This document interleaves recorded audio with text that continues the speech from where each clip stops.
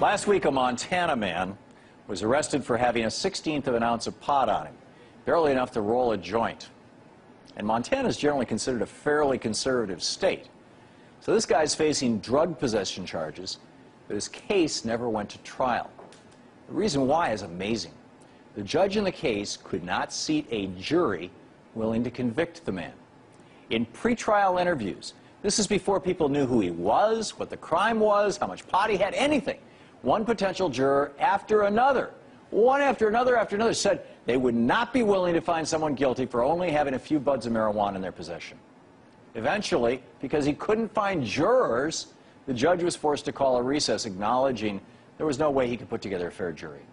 During that recess, a plea deal was worked out, and the man essentially got off without admitting any guilt. The judge in this case, Dusty Deschamps, claimed that in his 30 years on the bench, 30 years on the bench, he'd never seen anything like it. I say, let's hope we continue to see more of the same. Every year, at least 50,000 people die in our country due to alcohol. 50,000. In the history of our nation, and even the 200 years before we officially became the United States of America, a nation, you know how many people died from a dose of marijuana, or an overdose, or a massive dose? Zero. 500 years on this continent, not a single person, and tens of thousands of years before that, Native Americans. Nobody has ever died from pot. We have this bizarre double standard in our country that we have legalized and even embraced to a certain extent the use of alcohol, but we vilify pot and its users. It makes no sense. Alcohol causes long-term dementia. It corrodes your liver, and it can cause death when overdosed. Pot does none of those things. It may affect your short-term memory, but only while you're high.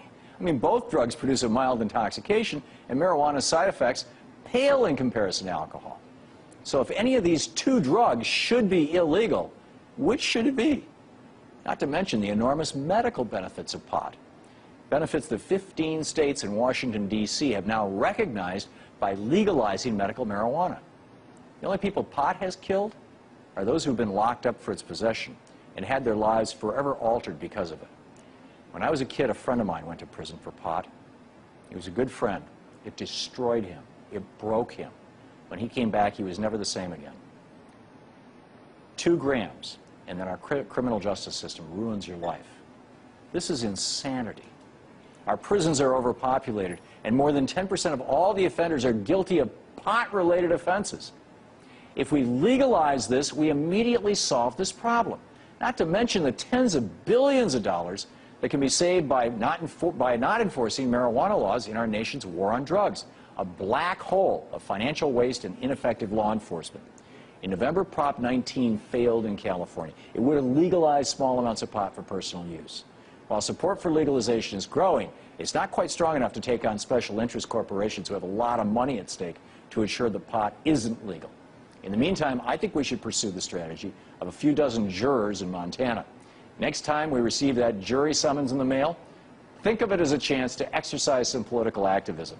Let's all take a stand and refuse to convict people for simple marijuana possession.